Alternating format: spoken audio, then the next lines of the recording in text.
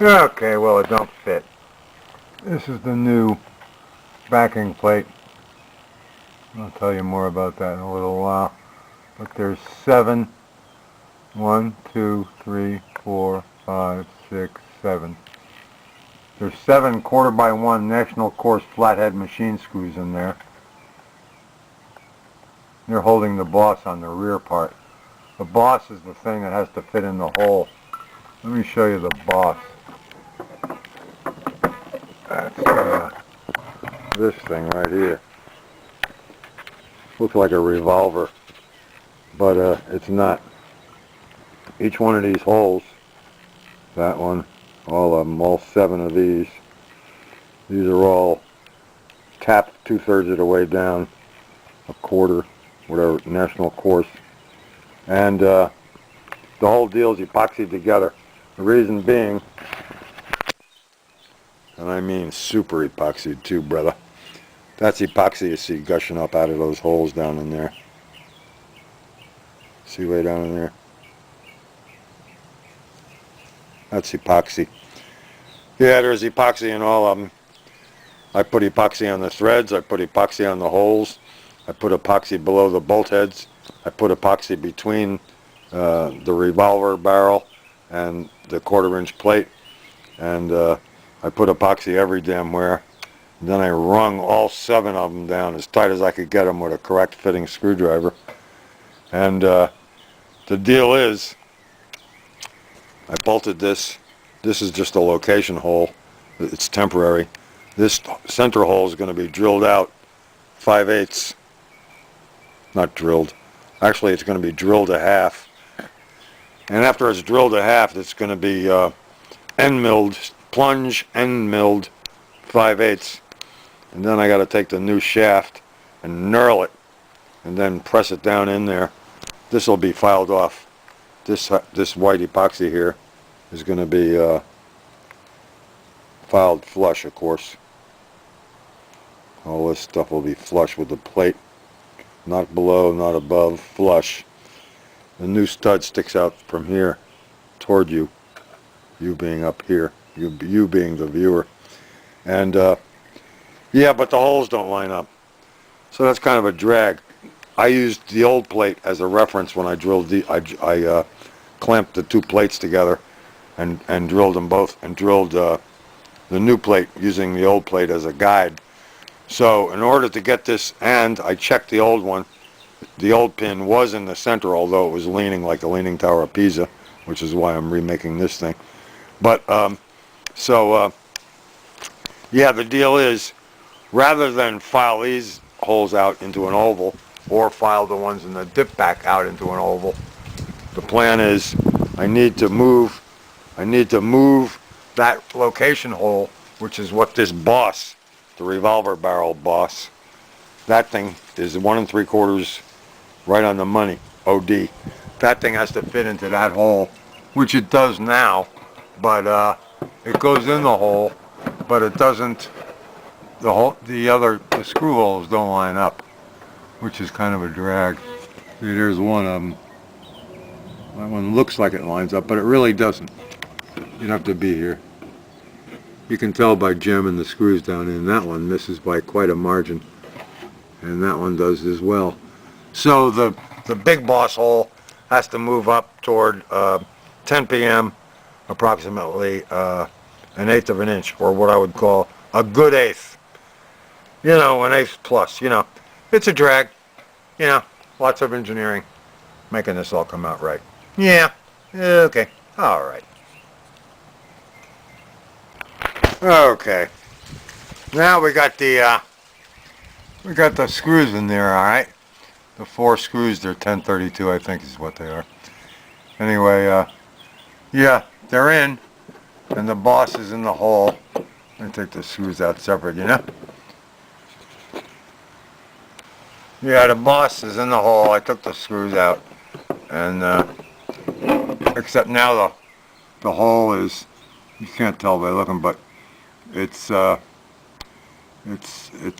wider. It's oval. It's not oval. Yeah, it's oval shaped toward the 9:30 p.m. until about 3:30 from 330 to 930. It's oval shaped across. But hey, that's what it took to get the boss in the hole, you know. Had to get the boss in. The boss had to go in, and the 4 holes had to line up. So it didn't matter if this was oval shaped or even oversized. So anyway, yeah, the whole thing is the alignment, you know. Okay, so that's where we're at right now. Gotta clean up, do some buff up, taking off the final burrs with the Dremel, clean it up, you know. Yeah, so there's the fabulous dip-pak on its dolly, and here's the fabulous crazy ass rig I had. It's a can taped onto the backside, surrounded by about 1/5 of a yogurt container. in case the can seal failed, you know. That's to catch the grindings when I was die grinding for the new stud deal. Yeah. And to change the subject momentarily, I wanted to show you this thing. This thing is my tank lifting rig. I use it with my chain hoist. Yeah, these things hook into the cap, okay, on both sides of the cap on the holes.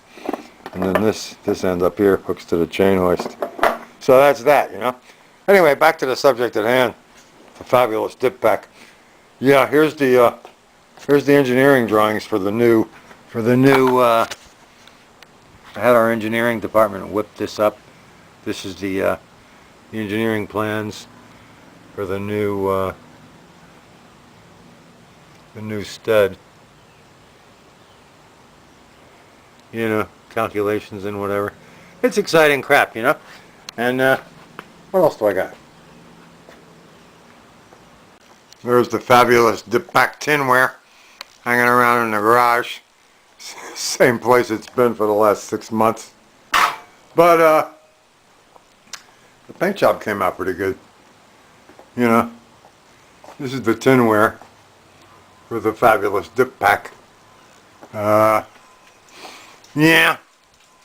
left the original side labels on there, and but the top labels were shot. But the top now, it's got some. That's the part that hinges out. This is the lower part, right here. This is the interior side, I think. Yeah, the exterior side is there. That's the exterior of the opening side. This is the interior. Damn, this thing takes forever to focus. That's the this is the top of the fixed side from below. You're seeing reflections of stuff in the garage. It's got a pretty good gloss on it. So yeah, and yeah, this is the this is what it looks like. The fabulous tinware for the fabulous dip-pak, you know. The label has some scratches. I had to mask around the label, you know. It's got some dust on it because it's been sitting around for a while. But you can see reflections in it. This is conventional enamel. Rust-Oleum. Actually, it's a mixture of red and orange.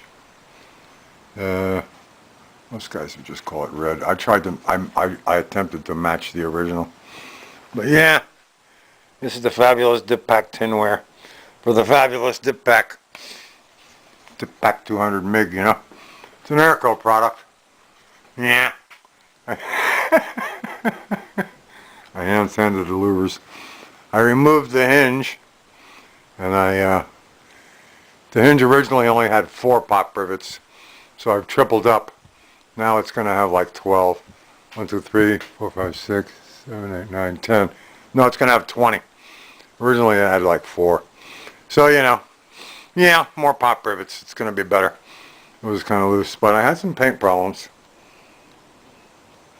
I don't know if you can see it in this movie or not. A little bit of Bondo where I didn't put sealer on it first. Yeah, there's some Bondo on it. Yeah. But, whatever, you know. It's the fabulous dip-pak tinware.